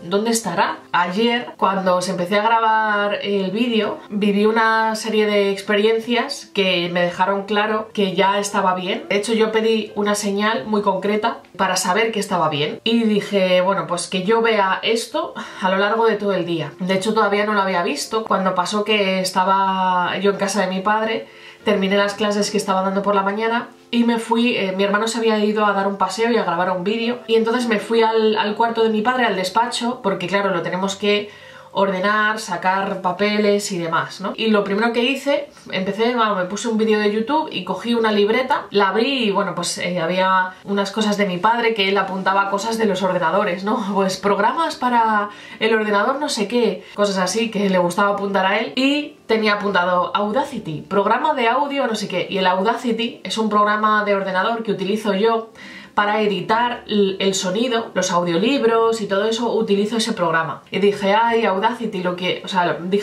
pensé, lo que utilizo yo para editar, como esa conexión ya de después, ¿no? Esa conexión, vas buscando como conexiones todo el rato. Y entonces de repente empiezo a oír un pitido muy, muy sutil. ¡Pi! Así. Enseguida me dio como el impulso de parar el vídeo de YouTube para ver si sonaba el pitido o si era del propio vídeo. Y me quedé escuchando y efectivamente procedía de algún sitio de la casa. Entonces me fui al salón, buscando por el salón, escuché el ordenador, no, me fui como a la cocina, tampoco pitaba nada allí, pero el pitido lo seguía escuchando. Y parecía como que venía de la puerta de casa. Digo, ay, esto es algún vecino que está poniendo la alarma y yo lo estoy escuchando. Y entonces me acerqué así a la puerta de la casa, que había una pared, y ya escucho que sale el pitido de un aparato que tenemos en la pared, que es una antigua alarma que tenían mis padres instalada, que esa alarma no funciona desde hace 15 años, o sea, y nunca volvió a funcionar, ni nunca ha dado problemas ni nada. Y entonces el pitido salía de ese cajetín. Entonces me acerco así a escuchar, ¿no? Me acerco, y de repente suena la propia alarma de la casa, o sea, si hubiese existido la alarma, suena la alarma, piu, piu, piu. No sé si habéis escuchado alguna vez una alarma de un coche o de una casa, suena muy fuerte. Bueno, pues sonó así de fuerte. Entonces, claro, yo me asusté, me eché para atrás, porque claro, de repente estoy con el oído aquí y me pita, pues me asusté, me eché para atrás y me quedo mirando la pared, la alarma, ¿no? Y ostras, ¿qué ha pasado? Entonces, lo primero que pensé, digo, a ver si es que desde la empresa de la alarma han activado la alarma o algo así, ¿no? Pensé, voy a llamar a la empresa y preguntar. Y en esos instantes que estaba haciendo ese proceso un poco lógico, ¿no? Mental, detrás mío, que estaba en la cocina, empieza a sonar... O sea, un sonido súper fuerte. Claro, yo me vuelvo a asustar, me voy para la cocina y era la nevera. En la nevera, bueno, pues haciendo un ruido súper fuerte que jamás tampoco había hecho la nevera de esa cocina. O sea, al igual que la alarma llevaba 15 años sin sonar, la nevera de la cocina no había hecho ese sonido nunca. Claro, yo me asusto, me quedo así delante de la puerta y hago así a la distancia para abrirla. Digo, a ver si me va a explotar la nevera en la cara ahora. Y fue a abrir la puerta y dejó de sonar. Y entonces ya la cerré y digo, vale, estas dos cosas seguidas no son casualidad. O sea, esto es mi padre. Entonces me quedé así, estaba sola en casa, os recuerdo que mi hermano se había ido a pasear. Y me quedo así y digo, ¿papá? Y en esas que me empieza a sonar el móvil que tenía en la mano, me empieza a sonar un número desconocido y yo, O sea, estaba flipando y ya lo digo, mira, como lo coja y que escucha a mi padre ahí su voz, me cago viva yo aquí sola. Y nada, lo cogí, era una chica, dice, mira, te llamo por el fallecimiento de tu padre, lo siento mucho. Y bueno, pues era para preguntarme si nos habían tratado bien en el tanatorio y si habían sido amables con nosotros. Y ya estuve hablando un rato con la chica. ¿No veis la unión? O sea, la casualidad, o yo estoy loca, ¿no? Que justo estoy viendo una libreta en la que pone Audacity, que es un programa de edición de sonido con el que edito yo el sonido, y justo empiezan a sonar sonidos. Que si la alarma, que si la nevera, el pitido, el móvil, ¿no? La llamada del móvil. O sea, es que blanco y en bote, o sea, creo que siempre nos dan mensajes, siempre que se van nos dan mensajes, pero desde aquí o la gente está muy sumida en el dolor y no está atenta, no lo relaciona, o bueno, no hay peor ciego que el que no quiere ver, claramente. Pero creo que cuando vamos allá, más allá, tenemos la necesidad imperiosa de decir que estamos bien. A nuestros familiares que se quedan, que no se preocupen, que todo está bien, que no sufran, que ellos están ya bien y están en paz. Y sobre todo también, creo que en este caso fue muy patente, porque mi hermano y yo nos preguntábamos dónde estaba y si estaba bien, ¿no? De hecho, yo ese mismo día pedí una señal, que se metiera una señal concreta en el día para... Otra vez sonando. Ok. O sea, es que digo, pedí una señal, tin, tin, o sea... Ya sabemos que estás bien, papá, ya lo sabemos, nos ha quedado claro.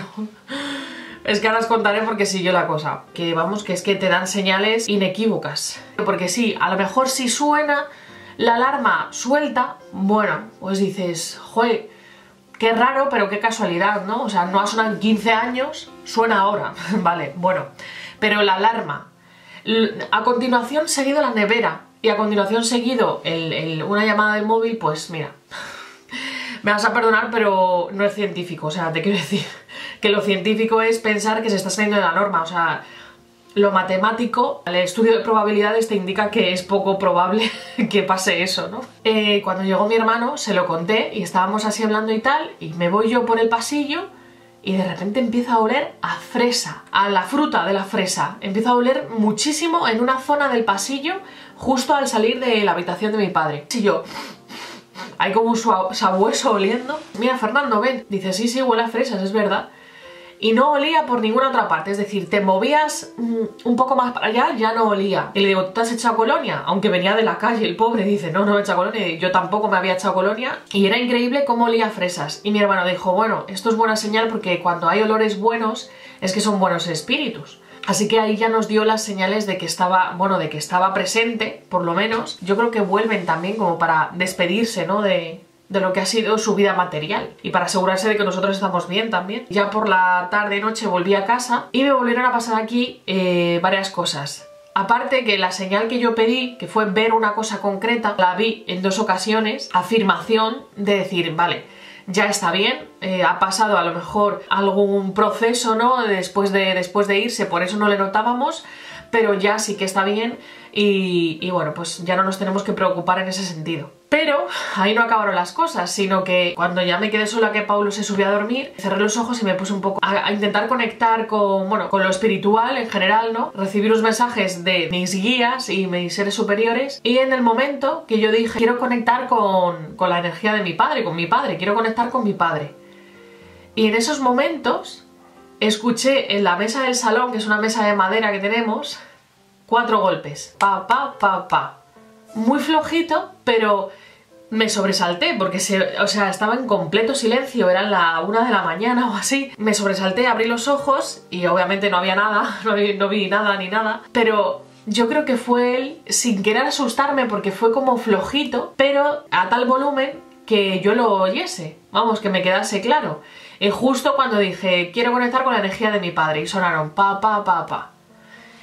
Y digo pa, pa, pa, pa, vale, ok, mi inconsciente. Era como otra afirmación de, sí, estoy aquí, estoy presente, estoy con vosotros.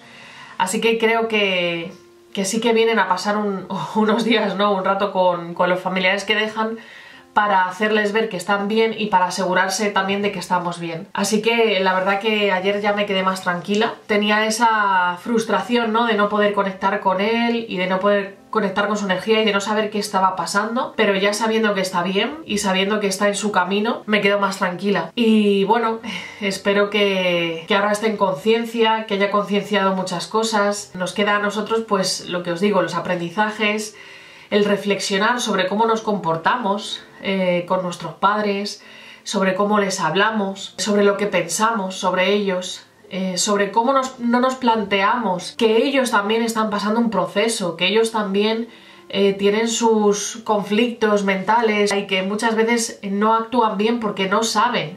Y a lo mejor nosotros como hijos exigimos que nuestros padres siempre actúen bien con nosotros o siempre tengan las palabras correctas para decirnos, cuando no es así. Es como que no consentimos errores y si pasa un error lo exageramos porque no sabemos ponernos en el lugar de la otra persona. Así que bueno, ahí nos quedan los aprendizajes también entre mi hermano y yo, que a veces pues nos enzarzamos ahí a discutir o lo que sea, y como os digo que yo soy muy bruta, también ahí está el aprendizaje de a los seres cercanos míos no hablarles mal, no hablarles así de mal y no enzarzarme de esa manera absurda con ellos, que no lo hago con nadie, o sea, no lo hago con nadie y lo hago con las personas cercanas, ¿no? Pues con mi padre, con mi madre también lo hacía, con mi hermano. Ahí también queda el aprendizaje. Cuando la gente se va, te queda esa carga, ¿no?, de la que os hablaba y ese no debí hacer eso, no debí decir eso de esa manera, sobraba y se pueden hacer de otra manera. Desde aquí, pues, honrar la memoria de mi padre. No nos damos cuenta muchas veces de que los padres viven una vida llena de cosas y de experiencias y nosotros como hijos solo le vemos como padres y su figura de padres y quizás sus trabajos y poco más. Tenemos también que ser conscientes que nuestros padres han vivido toda una vida de experiencias súper interesantes por las que nunca preguntamos. Y yo me empecé a dar cuenta viendo los álbumes de fotos y viendo pues a mis padres de jóvenes en la playa, con amigos, y claro, yo decía, jo, es que también han tenido una vida llena de cosas que realmente nunca nos han contado. Y también creo que eso es una lección para todos. O sea, tenemos no solo que preguntar a nuestros padres cómo ha sido su vida, qué han vivido y escucharles con atención y con amor, sino que también como padres, también contadles a vuestros hijos historias de vuestra juventud, vuestras experiencias, vuestros aprendizajes, cuándo metisteis la pata, por qué, cómo, tal. Contadles eso a vuestros hijos como historias, para que vuestros hijos sepan de vosotros, para que vuestros hijos sepan que habéis vivido muchas experiencias y para compartir vuestra vida con vuestros hijos, porque nosotros ya al final, cuando ya mi padre empezaba a costarle andar y se fatigaba mucho y no encontraba las palabras, como os decía, empezamos a preguntarle, que yo tengo varios audios grabados de él, pues cosas de su vida, ¿no? La mili, el servicio militar, que en España era obligatorio cuando él era joven, que qué hacía en la mili, cómo fue. Le preguntábamos que cuando tocaba la guitarra, que tocó la guitarra en la radio y cosas así, las canciones que componía. Pero claro, él pues le bailaban algunos recuerdos o tardaba mucho, se cansaba. Al final nos hemos quedado sin saber muchas cosas. Así que me quedo con las ganas de haberles preguntado tanto a mi madre también, que ya se fue hace 3 años, como a mi padre, pues lo que han vivido ellos en la vida, ¿no? Desde que son jóvenes. Que me contasen su historia desde jóvenes, desde pequeños, las cosas que ellos guardan en el recuerdo, las cosas que les han impactado, las cosas de las que han aprendido, dónde se equivocaron, qué aprendieron. Os invito a si tenéis padres o si tenéis hijos, que lo hagáis, lo preguntéis o lo contéis, que es muy importante saber la historia de nuestros padres, ¿no? Sus dramas, sus dificultades, porque muchas veces nosotros heredamos, como hijos, esas dificultades, esos bloqueos, esos dramas, los heredamos. Y es tan importante saber, pues eso, dónde se encallaron ellos o dónde crecieron, ¿no? Y se expandieron ellos, porque nos sirve a nosotros.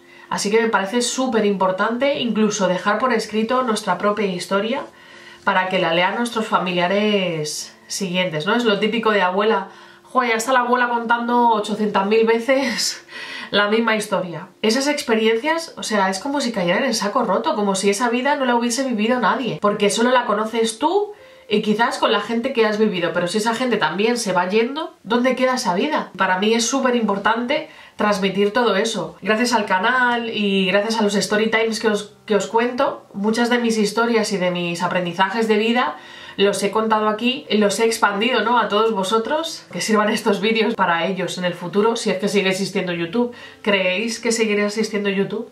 Hasta aquí la historia de mi padre, que continúa más allá. Esperemos que nos siga ayudando ahora junto a mi madre, que nos siga ayudando desde arriba y bueno, prestando mucha ayuda pues tanto en el proyecto solidario para construir la casa a los padres de Paulo, en que todo nos vaya bien, siempre nos apoyó en todos nuestros proyectos, en todo lo que quisiésemos hacer con nuestra vida, porque él sabía lo frustrante que era que tus padres no te apoyasen en lo que tú querías hacer. Él no quiso repetir eso, ese patrón, que sirva todo esto de homenaje a mi padre, que se guardó muchas cosas para él, que no supo comunicar sus sentimientos, que no supo pedir ayuda, que no supo cómo enmendar lo que había hecho, cómo enmendar cómo había alejado a las personas de él, pero que la vida, las circunstancias de la vida, aunque por un camino un poco doloroso, ¿no?, lleno pues de patologías, de enfermedades, de dolencias, pues la vida le guió a un punto en el que pudo recibir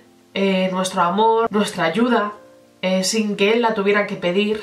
Dejó acercarse a personas, ¿no?, como a nosotros, como mi tía. Por ejemplo, mi tía, la hermana de mi madre, ella le conocía desde que ella era pequeña. Y bueno, pues ella también ha vivido, ¿no?, ese alejamiento que él causó y ella misma lo decía, que agradecía esta última época, aunque un poco de sufrimiento, pero en la que él se dejó dar amor y dar ese cariño. Y como decía mi hermano, ¿no?, su coraza, su personalidad falsa había caído para vivir como era él realmente, una persona pues eso, que necesitaba ayuda y que la recibía de buena gana, ¿no?, con agrado, una persona obediente, no luchadora, no conflictiva como había sido siempre, una persona que estaba conforme con las cosas que se le ofrecían. Se dice que era como un niño, pero la verdad que no, porque los niños son más rebeldes que la leche. O sea, no era como un niño, era como su esencia es realmente agradecido, obediente, en el sentido que le decíamos, venga papá, vamos de paseo. Decía, pues vale, pues vamos. Cuando antes habría dicho, no, déjame en paz, que tengo muchas cosas que hacer y no sé qué. Tenemos esas versiones de mi padre, ¿no? Y hemos podido observar lo que pensamos que es una persona, no es realmente eso. Nosotros también tenemos que aprender a ver a las personas. Cuando vemos a una persona comportarse de cierta manera, tenemos que entender y tenemos que saber ver que ese comportamiento no es esa persona, que la esencia de esa persona va mucho más allá y es de otra manera, pero por ciertas traumas, vivencias, conflictos que esa persona haya tenido, se comporta de una manera, al igual que todos lo hacemos, y tenemos que aprender a que no nos pase eso, a que nuestra personalidad falsa no nos controle y no tome control de lo que somos. No digo que esté mal la personalidad falsa, al final es una coraza de protección que todos nos ponemos y todos las tenemos, todos tenemos comportamientos creados, artificiales, y está bien, no pasa nada, pero tenemos que ser conscientes de que los tenemos. Y si nos perjudica tanto a nosotros como a nuestros cercanos, tenemos que tener la suficiente responsabilidad y fortaleza de decir, esto no me pertenece, esto no soy yo, y esto lo quiero pulir o cambiar o transformar de una manera consciente. Y de esto va este canal, ¿no? De todo ese trabajo interno, de todo lo que nos podemos valer, ¿no? De todas las herramientas. Mi hermano le decía, me acuerdo, uno de los últimos días a mi padre, ay papá, qué importante es cultivarse espiritualmente para no llegar así a estas alturas. Mi padre, la verdad que tenía como un bloqueo en eso, ¿no? Creo que muy pocas veces vio nuestros vídeos, tanto de mi hermano como míos, al contrario que mi madre, que se veía todos y los comentaba todos, era la primera que veía nuestros vídeos y siempre nos dejaba un comentario. Y bueno, cada uno a su modo va cultivándose su interior, su espiritualidad, cada uno a su modo, como él considere y de la mejor manera que pueda. Está bien, pero hay que hacerlo, porque si no, llegamos con muchos miedos a nuestra etapa final, no es ni deseable para nosotros mismos ni para la gente que nos rodea, que claro, se siente impotente porque ya no podíamos hacer nada en ese sentido, sino acompañarle, guiarle, ¿no?, hacia la luz. Caroline, ve hacia la luz. Que sirva esto como aprendizaje para todos, que nuestras esencias, lo que verdaderamente somos, salga a la luz, que mi padre, con todo lo que ha sido y tal, nos dejó muchísimos aprendizajes. Llevaremos siempre su amor y apoyo dentro, o sea, la manera en la que él apoyaba y en la que él te demostraba que estaba ahí. Quizás con las palabras te daba un bofetazo, pero luego sus actos demostraban el apoyo y el amor que nos tenía. Y como bien dice la frase, por sus actos les conoceréis. Así que qué importante es ver los actos de una persona y no las palabras, que las palabras pueden ser muy engañosas. Nos quedamos con todo eso que transmitió mi padre. Espero que, bueno, que este vídeo os haya llegado al corazón, que sintáis a mi padre también con vosotros. Mi hermano y yo nos quedamos tranquilos porque sabemos que ya él está bien, que ya conoce muchas cosas y ya es consciente de la verdad de muchas cosas, que ya ha dejado de sufrir atrapado en un cuerpo, ¿no? Cuando pasó lo de mi madre me decía, porque yo la dije, tienes que volver al cuerpo. Y mi madre me decía, si verdaderamente lo quieres, yo vuelvo, pero ahí, en ese cuerpo, voy a sufrir, me va a doler. Cuando tu alma está atrapada dentro de un cuerpo convaleciente, o sea, que sufre, al alma le duele. Y se vio en los últimos días de mi padre, es que le veíamos que ya no podía ni con su alma. O sea, su alma no podía ni con ella misma. Querer atrapar a un ser querido, que es mucho más que un cuerpo, en el cuerpo es un poco cruel. Aunque nos duela dejarlo ir y aunque le vayamos a echar mucho de menos, pero hay que mirar cómo está sufriendo esa persona. Y lo que no quisiéramos para nosotros, que sería sufrir las 24 horas del día, no lo queramos para los demás, y menos para los seres queridos, obviamente. Bueno, pues desde aquí, y como le dijo mi hermano antes de marcharse, muchas gracias, papá. Nos has dado muchísimo.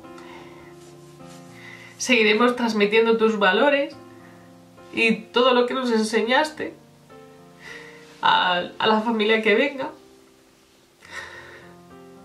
Y solo decir que a mí lo que me entristece mucho es que ni mi madre ni mi padre se hayan quedado para ver cómo crece la familia, para conocer a sus nietos que todavía no existen, pero seguro que vienen, al menos uno. Siento mucha tristeza en pensar en el hijo que yo vaya a tener y que no pueda conocer en persona a ninguno de sus abuelos y que no vaya a disfrutar de abuelos como nosotros le hicimos. Mi hermano y yo de pequeños tuvimos a nuestros 4 abuelos y disfrutamos mucho de ellos, y creo que los niños necesitan tener abuelos y recibir ese cariño especial que dan los abuelos. Y siento tristeza por eso, pero bueno, les hablaremos mucho de ellos. Intentaremos que aunque no estén presentes